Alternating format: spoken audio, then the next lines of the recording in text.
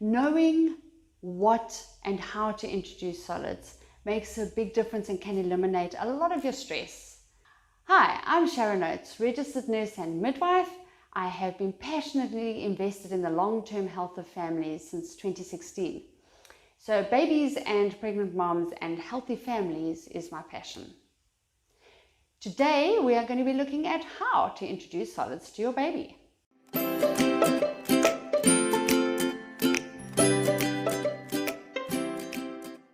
So today we are looking at how to introduce solids to your baby and the steps to take to do this. On that note, I just want to mention that the long-term implications of introducing solids to your baby can actually eliminate things like diabetes in your children when they're older. So how we introduce foods, solid foods, is actually quite important. So today we're going to be looking at 4 tips, which foods to introduce first. Ideally, you would introduce a yellow veggie first. Your yellow veggies are a little bit sweeter than others, and it is generally tolerated. They're generally tolerated quite well. So something like a butternut or gem squash, carrots, something like that. But generally butternut is a nice one to start with because it's a bit sweet. So the second point we're going to look at is not to introduce cereals too soon.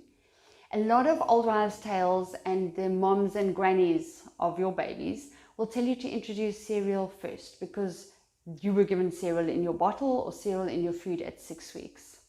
However, be aware that cereals are very difficult to digest, and so they are not tolerated as well as what vegetables are.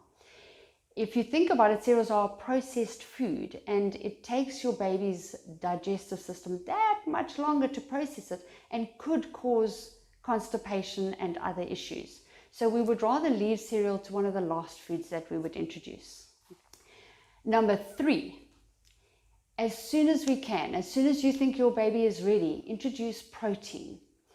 From around about 6 months, your baby's iron stores in their body go down, as well as the iron stores in mom's breast milk. So around about 6 months is the time that those go down, and so you would want to introduce protein as soon as you can around about that time.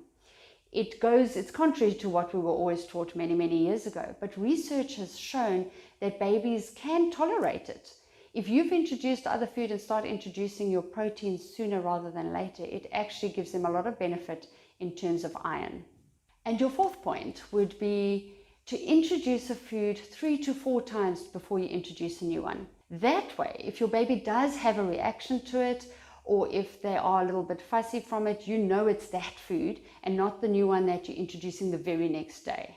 If you've got 2 foods that you introduce close together, it's not always possible to tell which one is causing the problem. So to recap what we've covered today, we have covered how to introduce solids to your baby. We've looked at the first point of introducing a yellow veggie first because it is generally well tolerated.